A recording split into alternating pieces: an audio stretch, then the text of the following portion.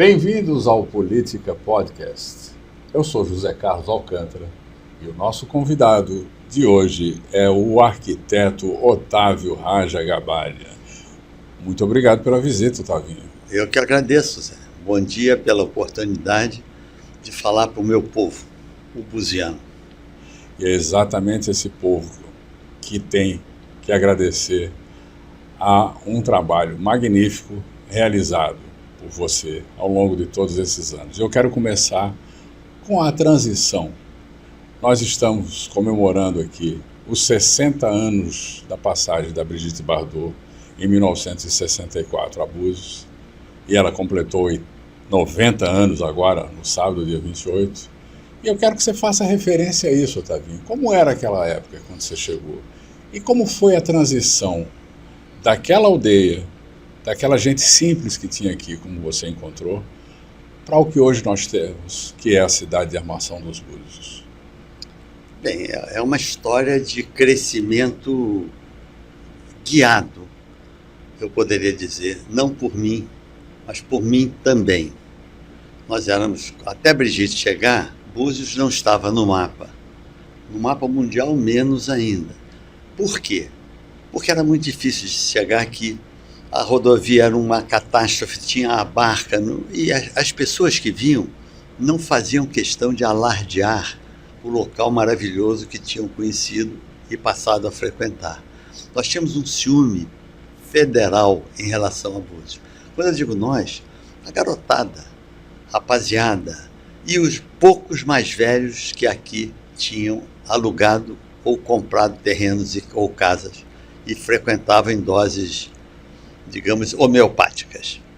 Quando Brigitte chegou, isso não foi possível se manter, porque a reportagem infernizou a vida da pobre coitada aqui, até que fizeram um acordo com a imprensa. O Denis Albanese, que é um francês ainda vivo, um sujeito adorável, o Denis procurou os repórteres à época e fizeram um acordo. Daniel, tremendo de um fotógrafo. As fotografias que os repórteres receberam foram tiradas não pelos repórteres, mas pelo Denis. Denis Albanese. Denis Albanese. E aí, Búzios entrou na vista das pessoas. As pessoas começaram a ver Búzios. A gente pode dizer que ela trouxe Búzios à luz. Sim, né, infelizmente. É, inclusive, importante que você mencione como é a vida aqui em Búzios nessa ocasião. Há um certo romantismo de se falar também de que tudo era maravilhoso, mas a vida era muito dura. A vida era muito difícil. Havia falta d'água, era difícil a vida do pessoal. Falta d'água existe ainda hoje, mas não havia água, não havia falta d'água. Não havia água, sobretudo pelo gelo. Eu tenho uma história muito divertida, que eu pedi a pessoas que eu conheço, que frequentavam Búzios a partir de antes da ponte, que a ponte foi uma mudança de paradigma. Sem dúvida. Mas antes da ponte. Eu tenho esses depoimentos escritos, transcritos, e em todos eles, quando o entrevistado é uma mulher, ela falava de duas coisas, que aliás uma delas, a cor do céu. O céu de Búzios era só o paraíso. Negro como azeviche e trilhões de estrelas, porque não havia luz.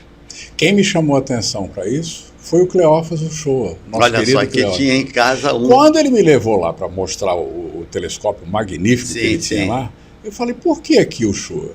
Porque nós vimos na instalação magnífica que ele fez para colocar o telescópio, por conta da qualidade da luminosidade, que é imensa aqui, das estrelas, e de não tem falta de iluminação. reverberação, exatamente. É limpo o céu aqui. Isso todas as pessoas citaram, e eu me lembro então meu Deus, eu preciso reler esses depoimentos.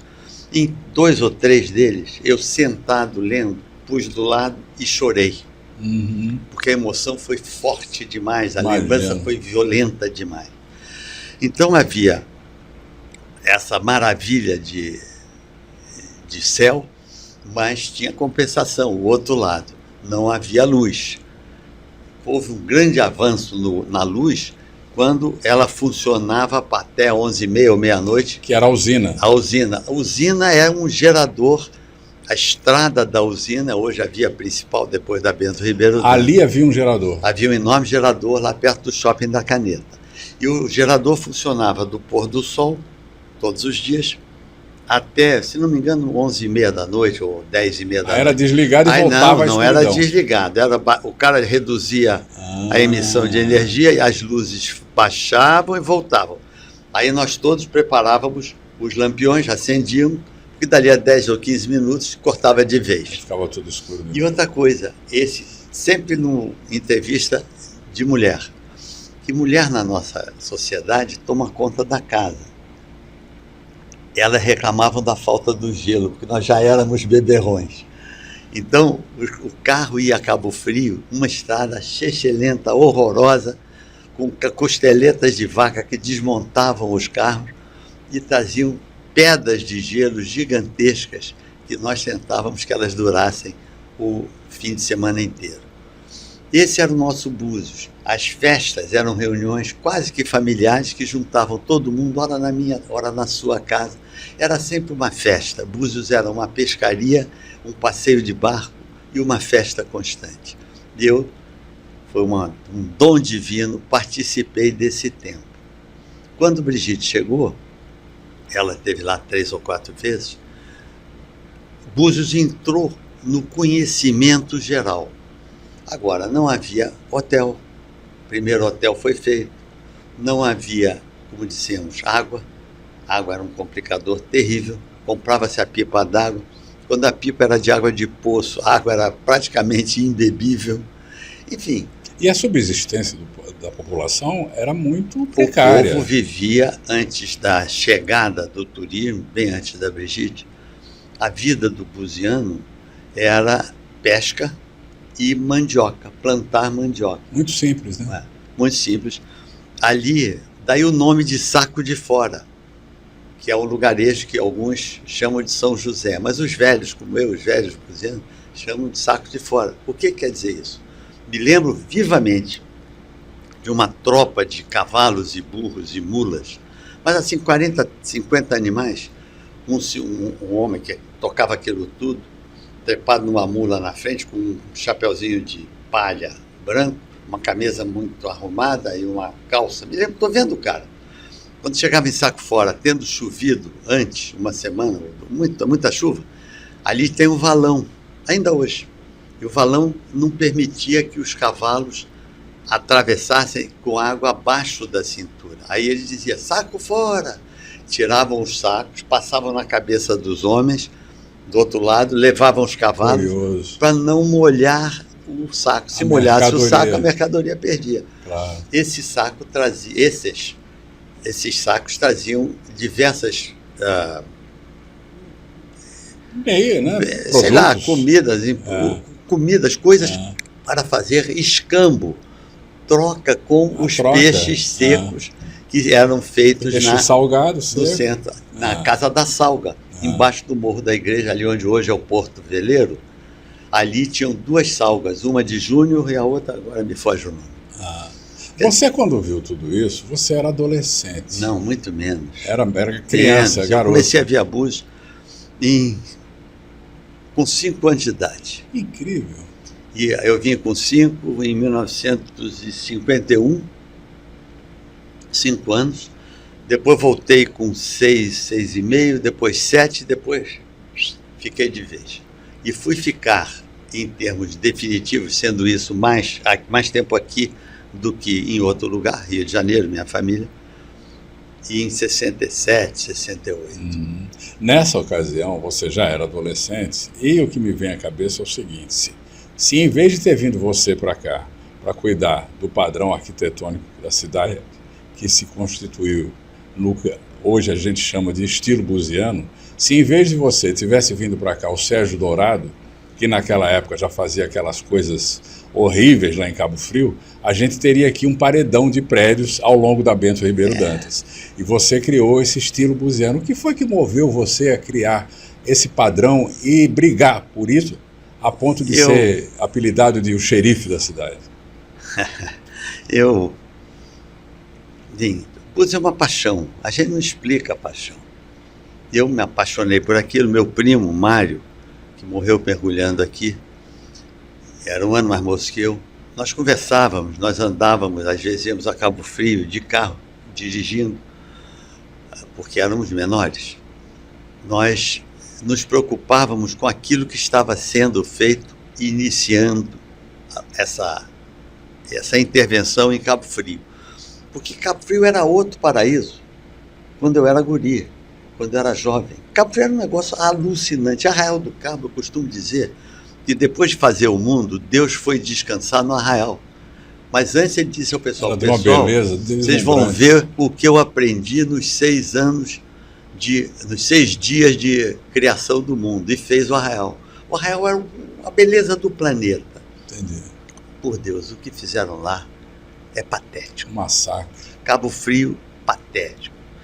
E no início desse processo, eu me lembro muito bem de conversar com meu primo, Mário, o que nós vamos fazer para proteger Búzios? O Mário morreu, eu tinha 20 anos de idade. Isso eu teria meus 16. E aí nós elucubrávamos sonhos. Não, a gente pode fazer isso, pode fazer aquilo. E daí foi nascendo uma ideia na minha mente. Porque uma coisa que me preocupava, meus pais conheciam muitos arquitetos, todo mundo chegava em Búzios convidado, achava ótimo. Todos diziam o que tinham que fazer, mas ninguém fazia nada. Como de resto, é uma característica quase que comum a todos nós. A gente reclama, mas não... Olha, esse troço está errado. Ensina do lado de fora a como carregar o caixão. Mas não vai lá agir. Não, de jeito nenhum. Quando diz alguma coisa é para dizer que está ruim. E aquilo me incomodava muito. Tive com algumas figuras, vou me poupar de citar nomes, algumas figuras famosíssimas no ramo da arquitetura, e eu já era um pinguço, gostava muito de uma cerveja e de uma cachaça. Uma vez tive uma discussão com um arquiteto famoso e esculhambei o cara. Vocês são os falastrões, vocês só pegam, vai pegar o touro pelo chifre, você manda os outros pegar, mas não quer pegar. Bom, e aquilo me incomodava. Eu disse, o que nós vamos fazer para melhorar isso? Aí eu comecei a prestar mais atenção. O que foi criado?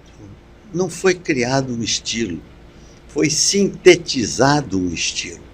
Porque o pescador já fazia aquilo que eu faço. Os telhados baixos. Os telhados baixos, como proteção da linha de vento. As casas abertas para fora, como é uma das características do estilo. Enfim, as peças de madeira eram feitas no machado de qualquer maneira. O que eu fiz foi padronizar tipos, dependendo da utilização, e criar um mercado. Foi só o que eu fiz. O resto veio. Eu me lembro, falando de arquitetura, da criação da Bauhaus, que é um momento fantástico no início do século, 1917, 18. O Walter Gropius, lá na Alemanha, ele tem uma frase que eu acho magnífica: todas as artes convergem para a arquitetura. E Bauhaus, ao pé da letra, a tradução é Casa da Construção. Foi o que ele fez. Quando você chega em Paris, você olha para a cidade... É alucinante aquilo, né? Primeiro, a exclamação que você fala, que coisa linda, que arquitetura. E todo mundo vai te dizer, é o estilo haussmanniano, do arquiteto Haussmann, do engenheiro Haussmann, que projetou... Barão de Haussmann, que projetou aqueles boulevards. E até hoje, quando você vai comprar ou alugar um apartamento de luxo em Paris, você fala, o estilo é haussmanniano. Hoje, aqui em Búzios, quando você vai adquirir uma casa, o corretor, a primeira coisa que diz, o projeto é Otávio Rajagabaria. Ou seja, isso é um estilo. Não sei se você gosta muito disso, mas o estilo buziano é o estilo das casas que você criou da década de 70 para cá. Bom, eu não criei, eu sintetizei. Certo. Eu estabeleci, criando sim, peças de madeira lavradas no machado, como já eram dos pescadores. Sim. Só que o pescador, como não tinha janelas muito grandes, panos de vidro e tudo mais, ele usava peças que ele pegava ali no mato, cortava de qualquer maneira e punha no lugar. Eu não poderia fazer uma casa com isso, com as madeiras todas tão pequenas, que ao menor carga em cima aquilo ia arrebentar. eu criei junto com o Diogo Gomes e Filho, recém-falecido, bom amigo.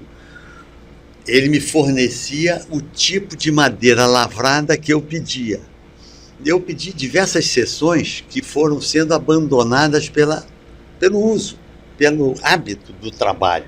O trabalho mostrou, por exemplo, que as peças 20 por 15, a seção transversal, não tinha uso, não usava nada. Então, por que cortar uma árvore com 15 por 30 ou 15 por 20 se não vou usá-la? Aquilo foi sendo abandonado e nós fomos afinando a escolha.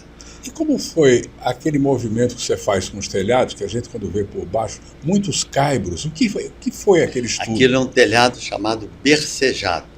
Eu sempre chamei aquilo no início de telhado espanhol, mas não é espanhol.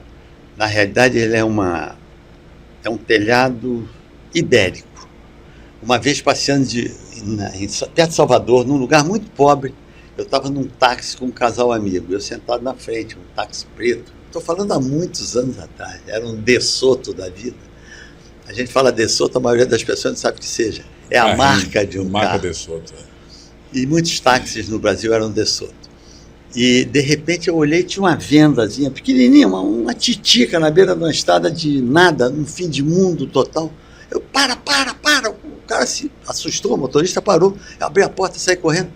Telhado de um lugar paupérrimo era bercejado. Aí eu comecei a estudar aquilo. Por quê? Aquilo é muito mais caro. Por quê? Eu descobri, claro, eu sou um idiota. Simples. Tinha muita madeira disponível naquela época, em todos os lugares. Mas não tinha tecnologia, a não ser cara, para fazer a ripa. Então, colocando um berço, por isso o termo bercejado. Um berço, um cabe de um lado, um cabe do outro e a telha no meio, embora mais caro se fosse para ser comprado, mas não era, o cara pegava no mato. Embora mais caro, solucionava o problema da falta da ripa. Agora eu entendi, bercejado que vem de berço. De berço, é lindo, né? É uma... E a ocupação espacial? Veja bem, a gente tinha um território, né, que até hoje a gente luta para preservar, que é a preservação ambiental. Como é que você visualizou a colocação das residências ocupando espaços amplos, sem estarem coladas uma na outra, sem fazer aquele aspecto favelão que tinha? Isso está mudando, infelizmente. Tem algumas coisas que me incomodam profundamente, Zé Carlos. Porque, como dizer isso sem ser injusto? Poucos profissionais, e nós temos ótimos profissionais. Sem dúvida. Ótimos. Aqui em Búzios tem mais de 50 arquitetos trabalhando em condições projetos plenas. Fabulosos. Projetos de todo tipo, uma maioria, imensa maioria, muito boa. Mas os caras não, a maioria deles, a imensa maioria deles, não atentou para uma coisa. E a coisa mais importante a ser atentada. O que é? Ah, o seu telhado? Não, não é o telhado. O que é? Ninguém responde porque ninguém atentou para isso. É a escala, meu amigo. A escala da ocupação. A dimensão do prédio em relação ao entorno. É isso que nós temos que atentar, porque é isso que faz com que a arquitetura, embora múltiplas intervenções, embora múltiplos projetos e arquitetos, a escala pequena te abraça e faz com que Búzios seja a suavidade que nós objetivamos.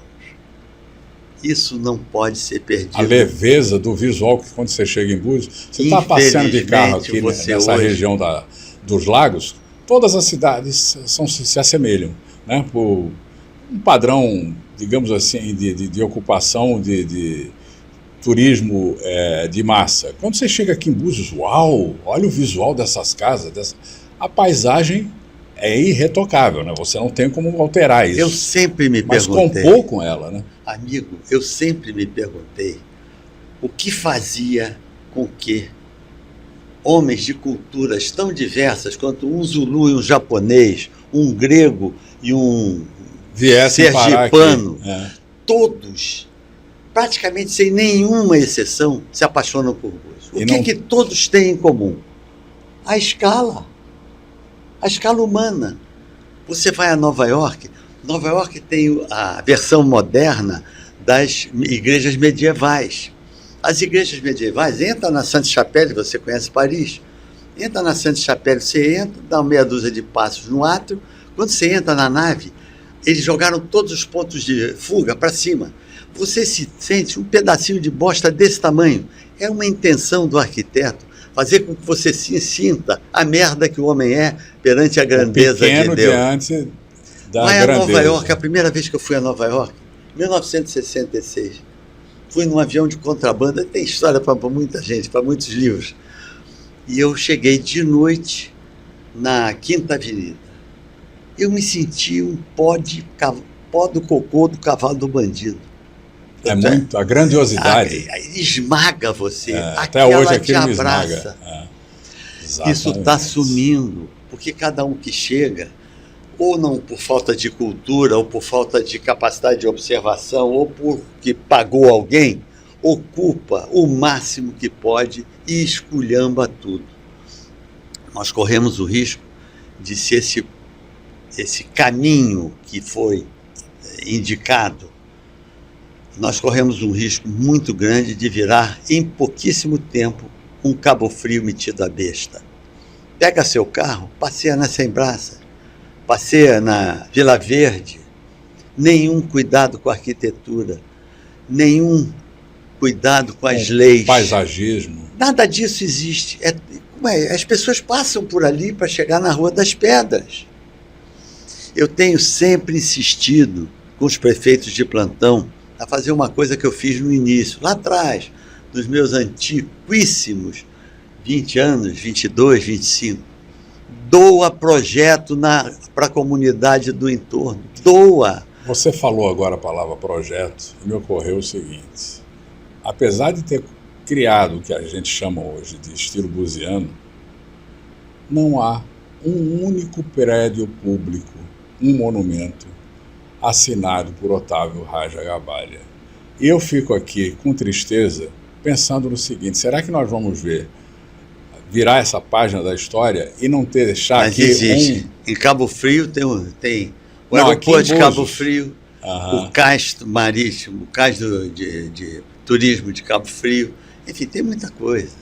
Mas eu quero lembrar você o seguinte, eu cheguei à sua casa com um projeto que eu acalento há mais de 10 anos, que é a criação de um centro de exposições e congressos em Búzios. E o projeto era de ninguém mais, nem menos do que Oscar Niemeyer. Eu até te fiz ver que ele tinha uma forma que se assemelhava com a cúpula lá do Congresso. E aquilo a gente sabe que é difícil fazer aqui em Búzios, até porque o padrão de arquitetura aqui a gente não poderia fazer. Mesmo que você faça do esquema montado, não vai funcionar. Eu levei para o prefeito, o Alexandre Martins, falou assim, vai ser difícil aprovar isso, Zé, lá junto com a Câmara, porque esse estilo aí não vai ter como fazer esse telhado aqui. E aí você se prontificou, e eu sei que você está trabalhando há alguns meses já nisso, e eu vou ter a alegria de ver esse projeto. Você confirma que você está fazendo um projeto para um centro de convenções em Búzios? Eu confirmo. E vou adiante, já tem mais de 5 anos que eu estou fazendo esse projeto. Eu pego nele um pouquinho, o prefeito não quer, jogo para trás. No momento ele está, eu diria, 60%, 70% acabado, falta apenas arremate. Para você ter uma ideia, o salão principal pode ter simultaneamente 5.400 pessoas sentadas. O que é o ideal. Que é um número, é óbvio que tudo isso é fruto de pesquisa e tudo mais. Eu dei muito projeto, eu dou muito projeto, muito. Até hoje, agora, por exemplo, eu fui procurado por um jovem que é proprietário de lotes ali no caminho para Cabo Frio, um loteamento, um lote, meu Deus, que crime, de 360 metros quadrados, 12 por 30. Eu aconselho a qualquer um que queira fazer um loteamento com essas dimensões, que seja mais generoso. Em vez de 360, bota 370 metros quadrados. É 1 metro mais. Mas faz a distância, a fachada do lote, a testada do lote que dá para a rua, em vez de 12, 13 metros quadrados.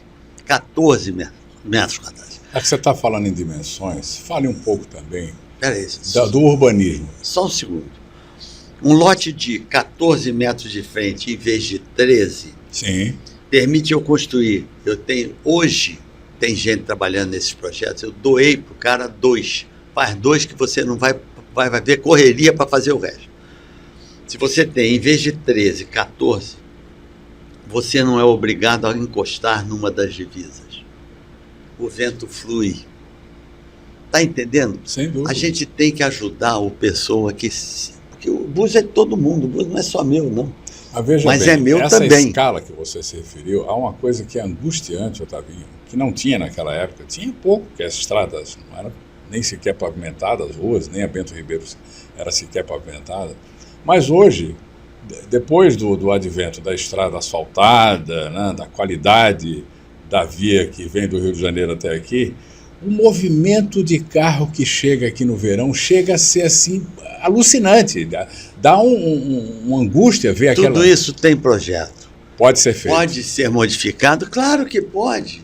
Se você pega um projeto, como um arquiteto, eu pego um projeto seu, você é o meu colega, eu olho o teu projeto e sou, Zé, será que isso aqui não ficaria melhor assim assado? O máximo que... Isso não é uma ofensa.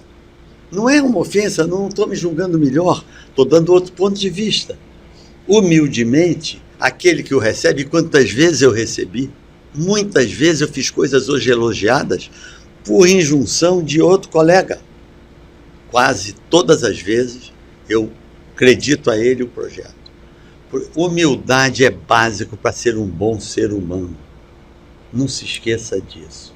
O problema de Búzios é que quem não sabe nada, pelo fato de ter sido ungido por Deus de um mandato, prefeito ou vereador, ele passa a saber tudo. Não houve mais ninguém, ou se o vira o Otávio é ruim, porque esse cara votou no meu adversário. E as loucuras estão aí. Vou dar uma. Eu fui secretário 3 anos no governo Toninho Branco. Saí no último ano, dia 30 de janeiro. Era combinado, eu estava cansado, saí. Mas deixamos o plano de diretor, deixamos tudo. Claro que o plano de diretor virou um bordel. Ninguém atende, tá, virou um bordel. E ele precisa ser revisado. Tem que sofrer uma revisão, né? Bom, esse loteamento que eu falei, com lote 360, é numa área cujo lote mínimo era 5 mil. Não sei quem foi o figuraço que mudou aquilo. Isso ninguém vê. É inacreditável, isso ninguém vê. Mas o fato é que as pessoas fazem o que bem querem. A lei é aquela coisa muito dura que serve para ser aplicada nos outros. Não é assim, gente. Porque nós estamos roubando um bom futuro para os seus filhos. A terra é minha por tempo determinado. Hoje eu sou dono de Búzios, você é dono de Búzios, todos nós somos donos de Búzios. Não podemos fazer o que bem entendemos, porque nós somos donos, mas seu filho vai ser dono amanhã. Você está esculhambando o futuro da sua família, do seu filho, do seu neto. A convivência com o lugar. É preciso um pouco de humildade, gente. E o tempo está correndo contra nós. Tem que escolher bem, tem que escolher quem vota bem, tem que votar em quem já fez alguma coisa. Faz uma pergunta ao seu candidato. Se ele for eleito, melhor ainda. O que mesmo que o senhor fez aí nesses 4 anos? Tá? E se me convencer, tem meu voto. Não por um emprego na prefeitura. Tem gente, vereadores lá, da situação, que tem 100 empregos dentro da prefeitura. Que isso? Que isso? Então, isso passa por cultura e passa por educação. Você falou a palavra, educação. É muito A gente começou importante. falando da sua adolescência aqui. Você, apesar de ter se encantado com a paisagem do lugar, você foi para o Rio de Janeiro e estudou numa faculdade de arquitetura, não é isso? Você se formou. Universidade Federal do Rio de Janeiro. Então, você chegou aqui já com essa graduação. Hoje existe... Não, cheguei muito antes. Sim, mas você trouxe essa graduação para cá. Você, sim, né, trouxe sim. esse conhecimento, essa formação para o seu trabalho ser bem sucedido. Como é que você vê isso hoje aqui? Uma população que nós temos com uma carência muito grande de faculdades, né, de ensino superior. O que é que se pode fazer para melhorar isso para a juventude de Búzios? Bom, primeiro, criar situação de emprego. Isso leva um tempo. Esse tempo pode ser utilizado qualificando o buziano, criando condição do buziano concorrer em igualdade ou até em melhores condições com o cara que vem de fora, vem da Argentina, porque você está na sua terra. Isso aqui, eu não posso proibir o sujeito porque ele é gordo, ou porque ele é magro, porque ele é branco, porque ele é preto. Isso eu não posso fazer. É ilegal e é imoral. Mas eu posso qualificar você, que é morador daqui, eu prefeito, eu vereador, tenho que criar essas condições. Senão, o que você vai ser? É cooptado pelo tráfico? Que vida tu vai levar? Vender pó, vender porcaria na rua? Nós temos que tomar muito cuidado. Muito cuidado. A cultura é a chave mestra, a gentileza é a chave mestra. Vamos somar ideias, não vamos criticar todo mundo, vamos ouvir o outro. Quem sabe ele me deu uma ideia melhor. Você diria que, nesse sentido, o que a gente chama de estilo buziano era um estilo de vida mais pacato, mais tranquilo, que hoje a gente não tem mais? Mas isso, a mudança é semanal, né, amigo? Nós estamos conversando aqui, pode ter se iniciado a Guerra Mundial III no Oriente Médio. Você está vendo aquela situação lá. É uma lá. Situação terrível. Olha o privilégio, você está aqui em Búzios, leia o jornal, ligue a televisão e veja o que está acontecendo. Mas Deus sabe se não chega aqui, está entendendo? Líbano ou em Israel. Olha a situação de pessoas educadas, com formação, mas gastando uma fábula, trocando tiros, bombardeando um ao outro. Para quê, né? E você aqui, com esse paraíso à disposição, por que, então, que não gasta o seu tempo? Vamos melhorar a situação. Claro. Vamos votar bem. Está aí, daqui a 5 dias temos uma eleição. Já escolheu bem? Já fez o seu dever de casa? Tu vai contratar uma pessoa por no mínimo 4 anos. Você ela é qualificada? Fazendo uma menção que você pode estender isso, transformando isso numa mensagem de otimismo ao eleitor. Mas certamente. O que é que o eleitor pode fazer no domingo, quando for escolher o seu prefeito e os seus vereadores, para renovar um pouco essa política que hoje está aí? Não, mas renovar sempre. Renovar, guardar o bom. O bom se renova. Diariamente você se renova. Mas sair dessa previsão de empreguinho vagabundo na prefeitura, qualificar o sujeito que está lá dentro por concurso, dar condições dele crescer na profissão que escolheu, num serviço melhor, para aquele que foi postular por um prefeito, por um vereador naquelas safadezas de coisa. Esse tem que ter futuro. Qual é o futuro de um cara que tem uma vaga em qualquer lugar, nem precisa ir lá, mas votar no fulano de tal, ele tem que votar, porque senão ele perde a vaga. Esse cara está jogando a vida fora. Eu estou cansado de lutar. Eu continuo lutando. Agora mesmo, a trincheira ao meu lado está cada dia mais vazia. Eu estou com quase 80. É muito tempo, meu branco. Mas você vai deixar um legado para a cidade, que alguém tenha que cuidar disso. Mas eu quero deixar o melhor legado que eu puder. Eu estou passando o meu bastão para minha mulher que está correndo pela 2ª vez, a vereadora. A Kiki fala 5 idiomas, meu irmão. A Kiki tem pós-graduação em turismo, feita na Europa, não é feita no Rio. Então, ela já entendeu a minha angústia. E disse: Otávio, eu vou tentar. Ela vai ser a herdeira desse legado que você vai Deus deixar. Queira, mas ela só não aguenta. Nós todos temos que contribuir com isso. Todos. Tem mais gente? Tem. Eu tenho a Kiki. Por que não você? Por que não... sei lá quem? Todos os que têm interesse em ajudar. Não precisa ser a preservar o meio ambiente e fazer o crescimento de Búzios. Criticar no sentido de crescer. De construir. E construir. Porque ser contra é tão barato, né? É tão fácil. Tavinho, o tempo é cruel. Muito cruel, eu acredito. Esse outro tempo também. Mas eu quero aqui agradecer a sua visita. E ficar aqui ansioso pela volta. Depois da eleição continuaremos esse bate-papo. Com o maior prazer. E olha, quando critico, digo, prestem atenção, eu rezo e peço a Deus que eu esteja errado. Mas é uma coisa que eu, infelizmente, não errei nunca até hoje, talvez porque seja um obsessivo, eu não errei nas minhas más previsões em relação a Búzios. E eu espero estar errado.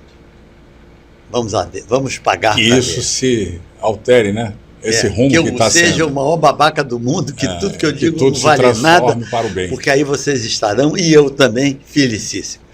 Até bem breve. Muito obrigado pela visita, meu grande amigo. Namastê. Namastê.